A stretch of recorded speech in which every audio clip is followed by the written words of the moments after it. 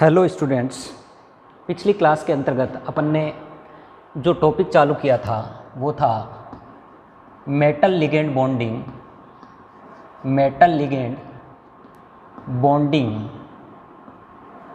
इन transition metal complexes. ये बिंदु start किया था कि ट्रांजिशन जो संक्रमण धातु संकुल हैं उनमें धातु लिगेंड बंधन किस टाइप का होता है। चूँकि अपन जानते हैं कि संकुल यौगिक में मेटल तथा लिगेंड आपस में किस तरीके से जुड़े रहते हैं, उसे अपन क्या कह देते हैं, मेटल लिगेंड बॉन्डिंग या मेटल लिगेंड बंधन कहा जाता है, धातु लिगेंड बंधन कहते हैं। अब ये धातु लिगेंड बंधन को एक्सप्लेन करने के लिए मैंने पिछली क्लास में बताया था कि 4 इम्पोर्टेंट मत थे। पहला था आपका वर्नर थ्योरी, जिसको वर्नर सिद्धांत भी कह देते हैं। दूसरा मैंने बताया था वैलेंस बॉन्ड थ्योरी, जिसको शॉर्ट में वीबीटी भी कहते हैं। तीसरा मैंने बताया था क्रिस्टल फील्ड थ्योरी, जिसको शॉर्ट में सीएफटी भी कहा जाता है, सीएफटी। और अगली थी मॉलिक्यूलर ऑर्बिटल थ्योरी, जिसको शॉर्ट में एमओटी भी कह देते हैं, एमओटी या एलएफटी कई बार इसे कह देते हैं। तो ये 4 प्रकार के मत थे जो मेटल लिगेंड बंधन को एक्सप्लेन करते हैं। इनमें से वर्नर थ्योरी और वैलेंस बॉन्ड सिद्धांत आपने बीएससी सेकेंड ईयर में पढ़ा है, इसके बारे में आप सेकेंड ईयर में पढ़ चुके हो। इस क्लास में metal ligand bonding transition metal complexes के अंतर्गत सीएफटी के बारे में चर्चा करेंगे। अब सीएफटी क्रिस्टल फील्ड थ्योरी के पढ़ने से पहले क्रिस्टल फील्ड थ्योरी क्या है, किस तरीके से एक्सप्लेन करती है धातु तथा लिगेंड के मध्य बंधन को, उससे पहले क्या कारण रहे कि वैलेंस बॉन्ड थ्योरी थी वो धातु लिगेंड बंधन, या मैं ऐसे कहूँ कि ट्रांजिशन मेटल कॉम्प्लेक्सेस के जो गुणधर्म थे उनको पूर्ण रूप से समझाने में असफल रही। ऐसे कौन कौन सी प्रॉपर्टीज़ थी, तो आज उनके बारे में चर्चा करते हैं। तो अपना बिंदु आ जाता है limitations of valence bond theory, जो पहला ही है। इसके बारे में जनरल इंट्रोडक्शन मैंने मेटल लिगेंड बॉन्डिंग के बारे में पिछली क्लास में दे दिया था। इसमें अपन चालू करते हैं limitations of valence bond theory. संयोजकता बंध सिद्धांत की क्या कमियां रही जिसके कारण वो ट्रांजिशन मेटल कॉम्प्लेक्सेस के गुणधर्म को समझाने में असफल रहा। देखिए, पहला जो कारण रहा वो ये कहते हैं कि संयोजकता बंध सिद्धांत ये कहता है, या मैं ऐसे कहूँ कि संकुल यौगिक जो होता है वो संकुल यौगिक 2 घटकों से मिलकर बना होता है। एक कहलाता है मेटल और दूसरा आता है लिगेंड। संयोजकता बंध सिद्धांत केवल मेटल के बारे में ही चर्चा करता है, यानी संयोजकता बंध सिद्धांत है उसमें मेटल पर ही विशेष फोकस किया जाता है, लिगेंड पर कोई ध्यान नहीं दिया जाता। लिगेंड को वो केवल एज ए इलेक्ट्रॉन डोनर की भांति मानता है, बस एक इलेक्ट्रॉन की डोनर की भांति व्यवहार करता है।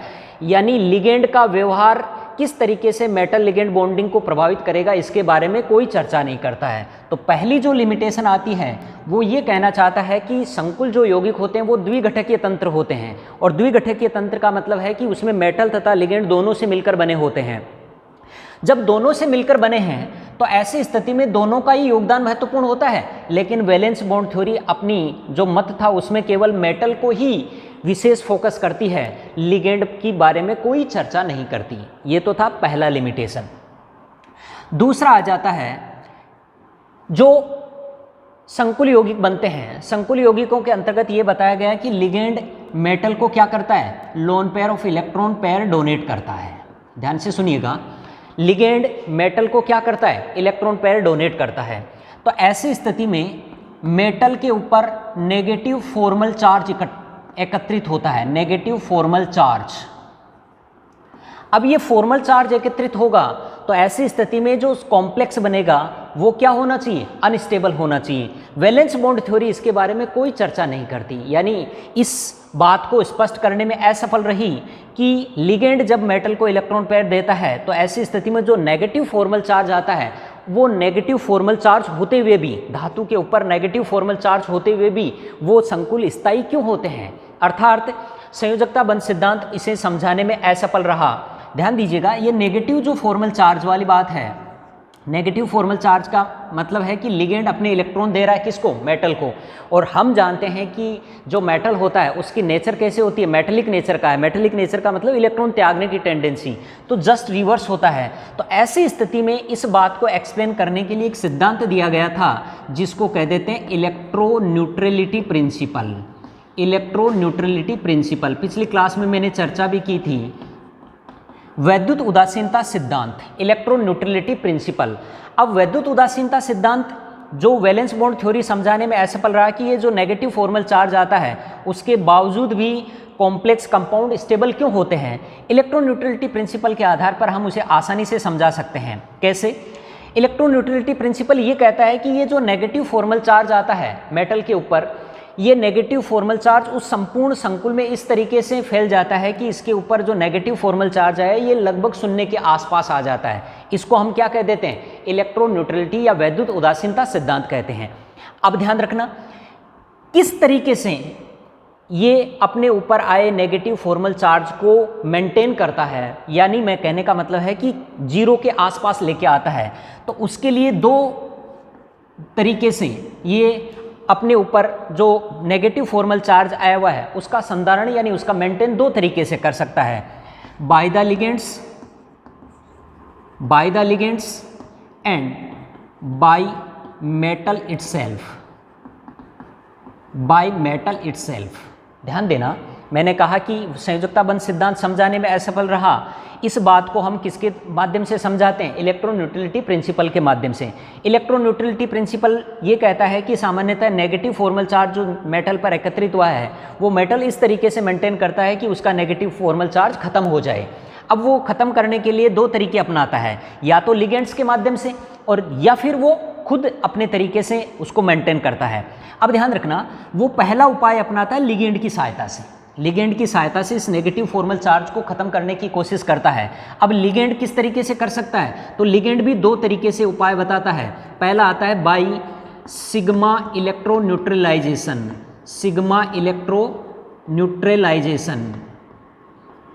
और दूसरा बताता है बाई पाई इलेक्ट्रोन्यूट्रलाइजेशन। यानी दो तरीके से वो लिगेंड है वो मेटल की मदद करता है जो नेगेटिव फॉर्मल चार्ज आता है उस नेगेटिव फॉर्मल चार्ज को कम करने में।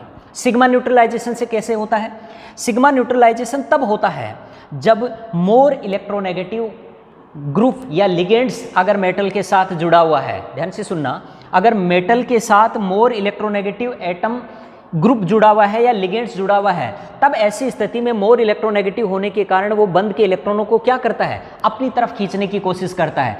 तब ऐसी स्थिति में ये जो नेगेटिव चार्ज आया है, मान लीजिए लिगेंड बहुत ज़्यादा इलेक्ट्रोनेगेटिव है, तब ऐसी स्थिति में इस बंध की जो इलेक्ट्रॉन है वो किसकी तरफ शिफ्ट हो जाते हैं, लिगेंड की ओर। तो ऐसी स्थिति में भी ये जो नेगेटिव फॉर्मल चार्ज है वो क्या हो सकता है, कम हो सकता है। अगर मान लीजिए सिग्मा इलेक्ट्रोन्यूट्रलाइजेशन से संभव नहीं हो, ये नेगेटिव फॉर्मल चार्ज खत्म नहीं हो रहा हो, तो ऐसे लिगेंड्स जिनमें सिग्मा डोनर के साथ साथ पाई एक्सेप्टर कैरेक्टर भी हो, यानी पाई इलेक्ट्रॉनों को ग्रहण करने की टेंडेंसी हो, जैसे CO है, CN- है, ये लिगेंड क्या करते हैं कि सामान्यतः बैक बॉन्डिंग की प्रक्रिया द्वारा ये जो नेगेटिव फॉर्मल चार्ज आया है उस नेगेटिव फॉर्मल चार्ज को क्या कर देते हैं, खत्म कर देते हैं। इसे कहा जाता है पाई वैद्युत उदासीनीकरण। यानी पाई बॉन्डिंग के द्वारा वो जो नेगेटिव फॉर्मल चार्ज मेटल पर कंटेंट हो रहा था, एक्यूमुलेट हो रहा था, उस नेगेटिव चार्ज को क्या कर देते हैं, विपाटित कर देते हैं, तोड़ देते हैं। अगर मान लीजिए कि लिगेंड्स के द्वारा ये संभव नहीं हो, तब ऐसी स्थिति में मेटल खुद के सहायता से भी इस नेगेटिव फॉर्मल चार्ज को कम कर सकता है। वो दो तरीके हैं, पहला आता है by the decreasing of coordination number and second by increasing of oxidation state. पहली वाली कंडीशन में वो ये करता है कि मेटल क्या करता है, कोऑर्डिनेशन नंबर को डिक्रीज कर लेता है। जरूरी थोड़ी है कि वो 6 कोऑर्डिनेटेड कॉम्प्लेक्स ही बनाए, वो 4 कोऑर्डिनेटेड कॉम्प्लेक्स भी बना सकता है। तो जितने ज़्यादा कोऑर्डिनेशन नंबर होंगे मेटल के ऊपर नेगेटिव चार्ज उतना ही, यानी फॉर्मल नेगेटिव चार्ज उतना ही आएगा। तो ऐसी स्थिति में वो पहला उपाय तो अपनाता है कि अपने कोऑर्डिनेशन नंबर 6 है तो उसको 4 में ले आता है, 2 में ले आता है। तो ऐसी स्थिति में भी उसके ऊपर नेगेटिव फॉर्मल चार्ज खत्म हो सकता है। कई बार क्या होता है कि मेटल ये चाहता है कि नहीं कोऑर्डिनेशन नंबर भी उच्च हो और साथ में फॉर्मल चार्ज भी एकत्रित नहीं हो, तब ऐसी स्थिति में वो क्या करता है, हायर ऑक्सीडेशन स्टेट इंक्रीज करता है, यानी ऑक्सीकरण अवस्था क्या करता है, वृद्धि करता है। ऑक्सीकरण अवस्था में वृद्धि करने पर सामान्यतः जो नेगेटिव फॉर्मल चार्ज है वो इस पॉजिटिव ऑक्सीडेशन स्टेट से काउंटर पार्ट हो जाता है। तो ये कुल मिला के 2 तरीके से, लिगेंड्स के द्वारा और 2 तरीके से ही मेटल खुद अपने ऊपर आए फॉर्मल चार्ज को खत्म कर सकता है। ये कहलाता है इलेक्ट्रोन्यूट्रलिटी प्रिंसिपल। तो वैलेंस बॉन्ड थ्योरी इस सिद्धांत की, ये जो समझाया गया है नेगेटिव फॉर्मल चार्ज वाला, इस बात को समझाने में पूर्ण रूप से असफल रहा। तीसरा जो महत्वपूर्ण बिंदु आता है वैलेंस बॉन्ड थ्योरी की, जो कमजोरी आती है वो ये है कि सामान्यतः वैलेंस बॉन्ड थ्योरी ये समझाने में असफल रहा कि कब तो आंतरिक कक्षक संकुलों का निर्माण होता है और कब बाह्य कक्षक संकुलों का निर्माण होता है। कहने का तात्पर्य है कि जब समान मेटल हो और सेम ज्योमेट्री हो तब ऐसी स्थिति में कभी बाह्य कक्षक संकुलों का निर्माण और कभी आंतरिक कक्षक संकुलों का निर्माण क्यों होता है, इस बात की भी कोई व्याख्या करने में वैलेंस बॉन्ड थ्योरी असफल रहा। फॉर एग्जांपल जैसे मैंने लिया FeH2O का 6 2+, दूसरा लिया मैंने FeCN का 6 4-, दोनों ही कॉम्प्लेक्स कंपाउंड है, दोनों में ही धातु कौन सा है, आयरन, दोनों में ही आयरन प्रेजेंट है, समान धातुएं प्लस है और इसकी भी ऑक्सीडेशन स्टेट इस कॉम्प्लेक्स में क्या है, Fe2+। दोनों की समन्वय संख्या, दोनों के साथ ही एक दंतुक लिगेंड जुड़े हुए हैं तो समन्वय संख्या दोनों की क्या है, इसकी भी 6 है और इसकी भी समन्वय संख्या क्या है, 6। ज्यामिति की बात करूं तो इसकी भी ज्यामिति अष्टफलकीय है, इसकी भी ज्यामिति क्या है, अष्टफलकीय, और इसकी भी ज्यामिति क्या है, अष्टफलकीय ज्यामिति है। परंतु इसका जो हाइब्रिडाइजेशन है वो आता है sp3d2 और इसका हाइब्रिडाइजेशन आता है d2sp3। ऐसा क्यों, इस बात को सामान्यतः संयोजकता बंध सिद्धांत समझाने में असफल रहा कि इसमें तो sp3d2 हाइब्रिडाइजेशन होकर आंतरिक बाह्य कक्षक संकुलों का निर्माण होता है, बाह्य कक्षक संकुल, यानी संकरण की प्रक्रिया में 4D कक्षक काम में आते हैं, जबकि इसमें आंतरिक कक्षक संकुल बनते हैं, आंतरिक कक्षक संकुल, आंतरिक कक्षक संकुल। तो कुल मिला के संयोजकता बंध सिद्धांत इस बात की व्याख्या करने में पूर्ण रूप से असफल रहा कि धातु समान है, उसकी ऑक्सीकरण अवस्था समान है, समन्वय संख्या समान है, ज्यामिति समान है, उसके बाद भी कभी बाह्य कक्षक संकुलों का निर्माण करता है और कभी आंतरिक कक्षक संकुलों का निर्माण करता है। ऐसा क्यों, इस बात की व्याख्या कौन नहीं कर पाया, संयोजकता बंध सिद्धांत। CFT इन बातों को एक्सप्लेन कर देगा। चौथा जो बिंदु था, चौथा जो पॉइंट था, चौथा बिंदु ये था कि संयोजकता बंध सिद्धांत संकुल यौगिकों के रंग, संकुल यौगिकों के रंग एवं अवशोषण स्पेक्ट्रम को, अवशोषण स्पेक्ट्रम को समझाने में असफल रहा। यानी संकुल यौगिक रंगीन क्यों होते हैं, इस बात का भी एक्सप्लेनेशन देने में कौन असमर्थ रहा, वैलेंस बॉन्ड थ्योरी। और CFT इन्हें आसानी से समझा सकती है। रंग के लिए सामान्यतः 2 प्रकार के कारक उत्तरदायी हैं, एक कहलाता है DD ट्रांजिशन और दूसरा कहलाता है चार्ज ट्रांसफर, जिनके बारे में अगले अध्यायों में चर्चा करेंगे। नेक्स्ट जो बिंदु था वो ये कहता है कि धातु समान हो, धातु की समन्वय संख्या समान हो, तो अगर 4 समन्वय संख्या युक्त जो संकुल हैं वो कभी तो वर्गाकार समतलीय ज्यामिति के होते हैं और कभी चतुष्फलकीय ज्यामिति के। ऐसा क्यों, यानी कहने का मतलब है कि दूसरे शब्दों में मैं ऐसे कह सकता हूं कि धातु समान है, समन्वय संख्या भी समान कर दी, यानी 4 कोऑर्डिनेटेड कॉम्प्लेक्स है। अगर भिन्न भिन्न लिगेंड आते हैं तो उनकी ज्यामिति अलग अलग क्यों हो जाती है, ऐसा क्यों होता है। जैसे फॉर एग्जांपल के रूप में मैंने लिया जैसे NiCl4 2- और दूसरा मैंने लिया NiCN4 2-। दोनों में ही निकिल धातु परमाणु है जो 2+ ऑक्सीडेशन स्टेट में है। इसमें भी निकिल है, इसमें भी निकिल है। दोनों की समन्वय संख्या कितनी है? 4। इसकी समन्वय संख्या 4 है क्योंकि मोनोडेंटेट लिगेंड है। इसकी भी समन्वय संख्या कितनी है? 4 है। अब ये जो कॉम्प्लेक्स बन रहे हैं इनमें ध्यान रखिएगा, इसका जो हाइब्रिडाइजेशन आता है वो sp3 आता है और ज्यामिति होती है टेट्राहेड्रल। और इसका जो संकरण आता है वो आता है dsp2 और ज्यामिति होती है वर्गाकार समतलीय, स्क्वायर प्लेनर जिसको हम कह देते हैं, वर्गाकार समतलीय। तो ऐसा क्यों है, इस बात की भी व्याख्या कौन नहीं कर पाया? संयोजकता बंध सिद्धांत बताने में असमर्थ रहा कि समान समन्वय संख्या होते हुए भी जो समान धातु आयन है, समान धातु परमाणु या आयन है, वो भिन्न भिन्न लिगेंडों के साथ अलग अलग ज्यामिति के संकुलों का निर्माण क्यों करते हैं। इस बात की भी कौन व्याख्या नहीं कर पाया? संयोजकता बंध सिद्धांत। अगला जो बिंदु था वो ये था कि सामान्यतः संयोजकता बंध सिद्धांत जो चर्चा कर रहा था, संकुल यौगिकों के जो चुंबकीय आघूर्ण निकालता है।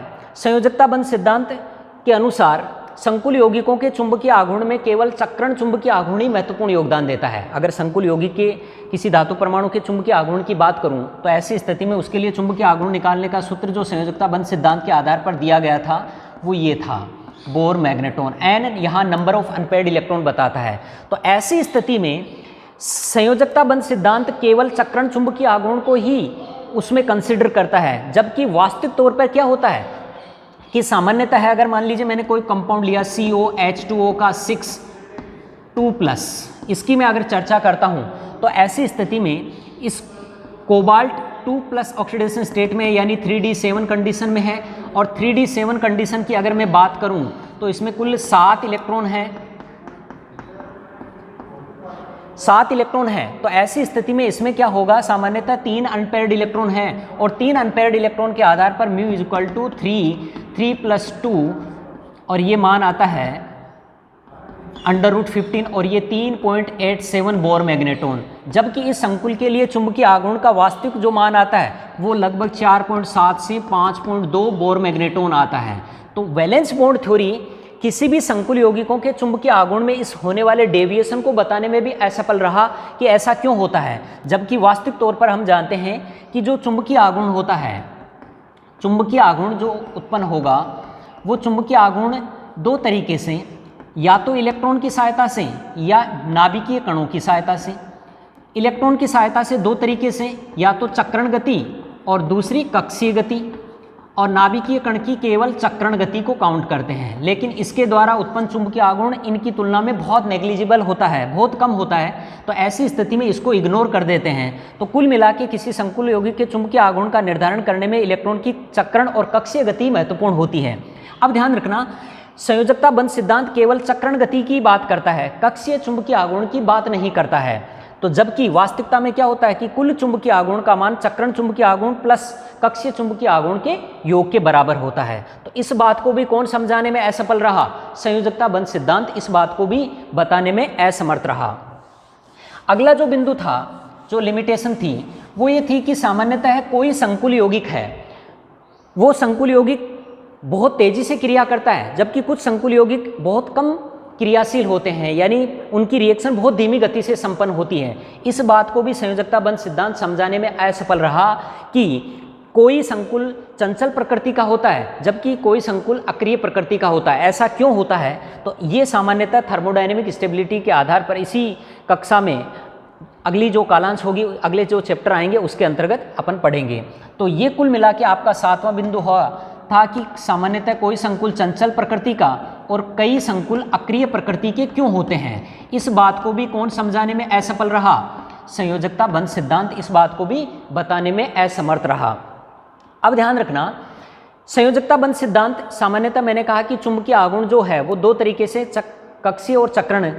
चुंबकीय प्रवृत्ति पर ताप के प्रभाव की व्याख्या करने में भी कौन असमर्थ रहा? संयोजकता बंध सिद्धांत। यानी ये बताने में असमर्थ रहा कि किस तरीके से किसी संकुल यौगिक या पदार्थ की चुंबकीय जो प्रवृत्ति है वो ताप के साथ परिवर्तित हो जाती है। तो इस बात को भी कौन समझाने में असफल रहा? संयोजकता बंध सिद्धांत इस बात को भी समझाने में असफल रहा। तो कुल मिला के ये टोटल 8 लिमिटेशंस थी जो सामान्यतः संयोजकता बंध सिद्धांत को जो थी वो ट्रांजिशन मेटल कॉम्प्लेक्सेस के गुणों को एक्सप्लेन करने में असमर्थ रही। इन्हीं गुणों को बाद में थ्योरी के द्वारा एक्सप्लेन किया गया? क्रिस्टल क्षेत्र सिद्धांत के द्वारा, जिसके बारे में हम अगली क्लास में चर्चा करेंगे। धन्यवाद।